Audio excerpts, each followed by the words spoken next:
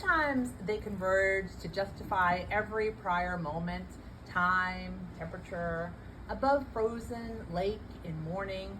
See how it changes from solid to liquid? How sun spreads itself across slick, kisses your nose through wisps of smoke, cigarette dangling from your lips.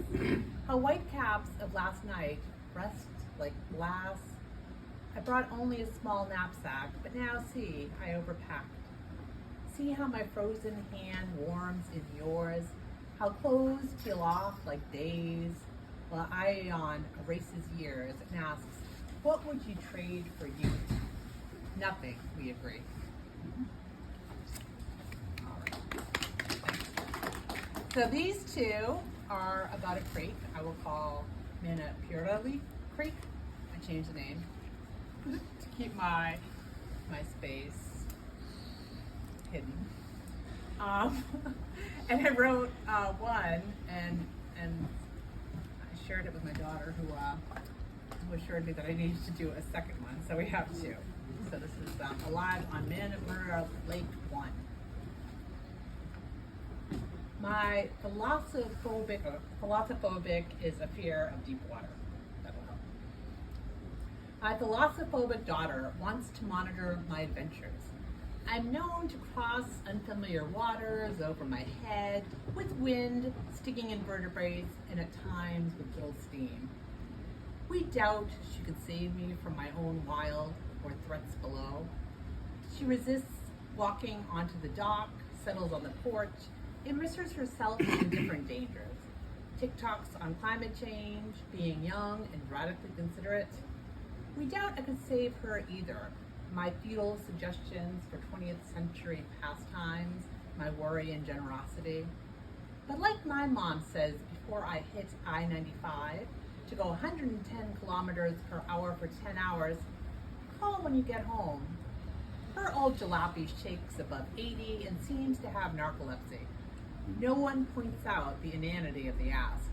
We smile and hug, and maybe thoughts of her waiting prop my eyes open against lullaby of tires in the drowsy last stretch of Maryland. Maybe my girl looks up from the news to watch me glide just before being crushed by the story punchline. The way we save each other keeps us afloat. As the sky blushes pink, I turn home to her despite temptations ahead into night. Bravo. I don't often share, and a lot of my poems aren't autobiographical. I always say, it's all fiction, but these are pretty autobiographical. So I wrote that one, but I wrote most of it before I had my little journey, and then it was quite an adventure. So now we have Alive on Manapurali Lake Creek 2. In its cutting through rock and marsh splendor, nothing invites abandon like water. I will go in, be rocked, claim buoyancy. I promise to be careful, as heartened by your concern as the glinting creek. We watch the bloom of jellyfish from the dock, and I understand to protect my skin. Drag a kayak through muck until free to glide. Later you ask, didn't you take the dead crabs at the edge as a sign, or how you fell in mud? Oddly, I did not. My mission was clear, take to water. The great blue heron doesn't flinch as I approach. He looks off into the middle distance, watching souls mingle with clouds.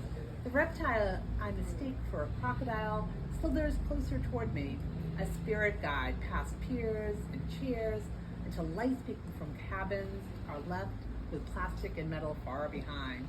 It's just me, current, and other creatures, or with pale earthy musk in the brackish water.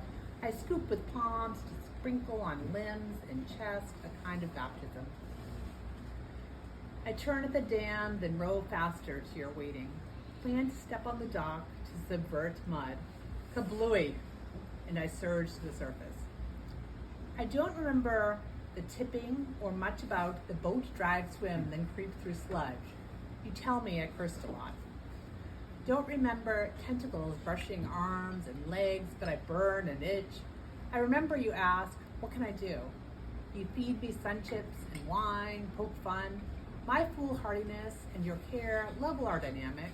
Your growing up and my return to my pre-mama offbeat propel us toward hilarity, connection. You hope I learn a lesson, but it would be a perfect dream to do it all again. Nothing invites abandon like water. I go in.